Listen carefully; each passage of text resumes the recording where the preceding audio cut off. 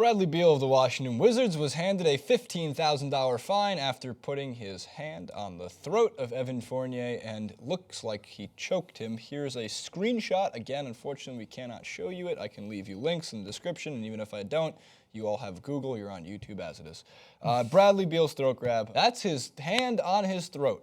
And why are people like myself a little bit confused as to why Beal was only fined $15,000 and not suspended? Well, Francis, thank you for asking, because here is Spotrac's list of people who were suspended or fined this year.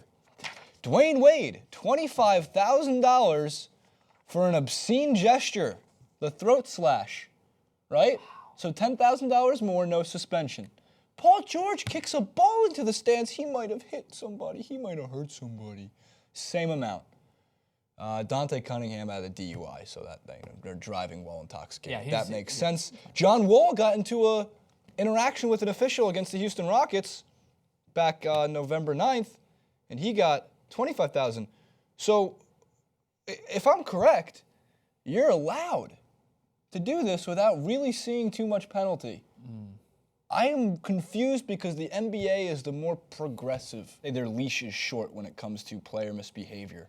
So the fact that Dwyane Wade does this after a game-winning or game-winning three jump shot, whichever it was, but Bradley Beal actually does something. I thought actions speak louder than words. Actions speak louder than gestures. But Jason, you're misunderstanding. What happens if a kid watched Dwyane Wade do that and then actually went out with a knife and tried to do that to someone? Oh wait, what happens if someone watched Bradley Beal do it and then went out and actually could have choked someone in doing it because he's seen him actually follow through with the action? So, yeah, your point's valid. The fact that it's not necessarily my point. Reddit found it before me. But well, the thing is, like, if you're actually committing some sort of physical harm on another opponent, I always thought that that's a suspension.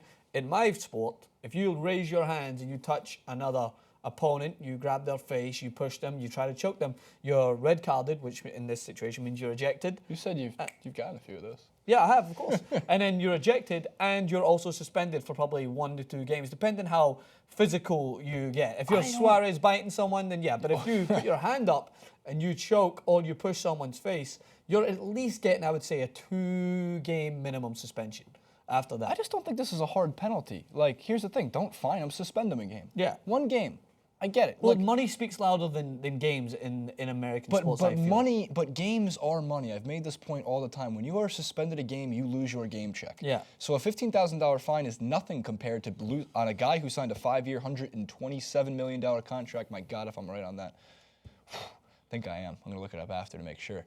But that means your game check is coming out to a lot more than $15,000. Yeah, and your bonus if they win, or like it will probably even itself out. You know, it'll probably be a lot heftier a fine. But one, I mean, I watched the altercation.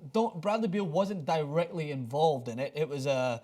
There was a couple people. Yeah, it was a couple between people. Other players. One guy dunked on another. The other guy Fournier pushed him. was involved. I think this is before Morris's injury. I could be wrong. No, I'm sorry. This was after Morris's injury, so he wasn't there. But it was between the Magic and the Wizards 3 days ago, 27th, I think. So 26th. I think it was a little stupid for a max contract player like Bradley Beal, who's a talented player, to be able to actually get involved and raise his hands like that. Well, but as you mentioned, in the sporting world in the United States, a lot of the time you'll see fines handed out rather than suspensions. Or rather than like any sort of misconduct treatment that might push it further. It might force an appeal. It might force a player to miss some games because they're not worried about punishing the player because they want them back on the court.